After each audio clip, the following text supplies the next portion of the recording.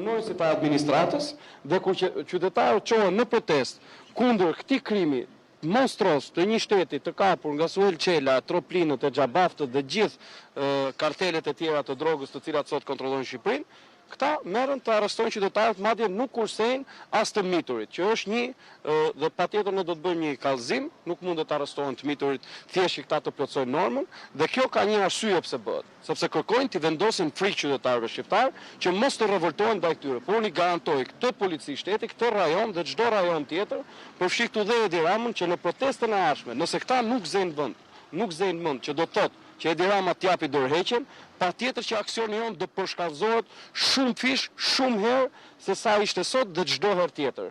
Pra në këtë kontekst, deputetët e Partisë Demokratike që janë sot këtu, janë në mbështetje të qytetarëve, kemi edhe avokatët të Partisë Demokratike të cilët do të kujdesen për këta protestues, por që t'jemi të qartë. Nuk kanë bërë absolutisht asgjë. E takova shefin e komisariatit, e pyeta se për çfarë po mbaheshin këta qytetarë dhe na tha për dyshohen për akte dhune. E pyeta për cilat lloj akte dhunesh, më shpjegoi për përplasje me policinë dhe i thash, unë nuk di që ndonjë nga këta, përfshi dhe ky i miturit, të jetë përplasur me policinë.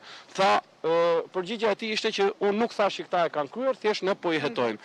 Atëherë tani meqense po i verifikojnë, si ka mundësi që gjejnë kohën për të verifikuar 10 protestues dhe sa shpejt i kapën këta protestues, domethënë protesta ka 1 orë gjysmë që ka mbaruar, 1 orë që ka mbaruar dhe këta kanë kapur 10 protestues. Sikur të ishin kaq shpejt për të kapur për shembull Suel Qelën kur po dhunonte dhe kërcënonte Geron Meçen, imagjinoni se sa mirë do ishte ky shtet sot. Pra për protestuesit, këta janë kudo dhe arrestojnë këdo. E vërteta është që qëllimi është vetëm për t'i vënë frikë qytetarëve shqiptar. Jo vetëm që nuk kemi frikë, jo vetëm që nuk stepemi, por nëse këta vazhdojnë kështu, do të përshkallëzohet aksioni. Për detajet e tjera ligjore, unë ja kaloj fjalën avokates. Po, nëse më lejoni. Po.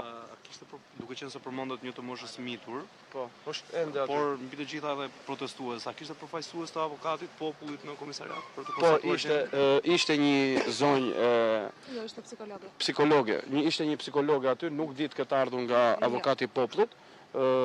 Patjetër që do t'i informojmë, por nuk mund të them ka ardhur apo nuk ka ardhur që të jemi sinqert në atë pjesë. Gjithsesi, ja kaloj fjalën zonjës Grimsi që ju tregon. Atëherë, pasi folëm edhe me shefin e komisariatit, bëhet fjalë për 10 të ndaluar, absolutisht nuk kanë asnjë informacion, po verifikojnë pamjet.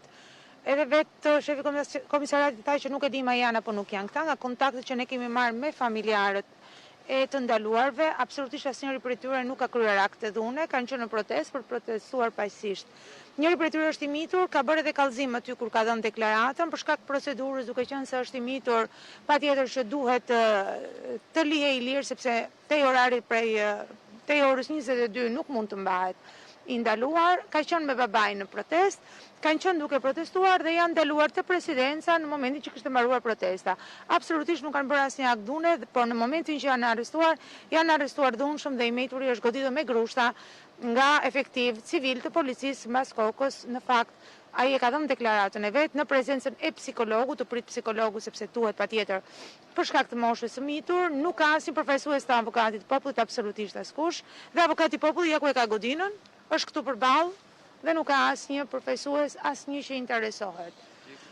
Ne jemi këtu. Në komisariat e tjera ka protestues shoqëruar? Jo, janë shoqëruar nga patrullat të ndryshme, nga grupe shoqërimi të komisariateve të ndryshme, por për shkak se komisariati numër 1 ka zonën ku është bërë protesta, atëherë të gjithë të ndaluarit dhe të shoqëruarit kanë ardhur këtu në komisariatin numër 1. Nuk e dim se po vonohen, thonë që po verifikojnë pamjet filmike.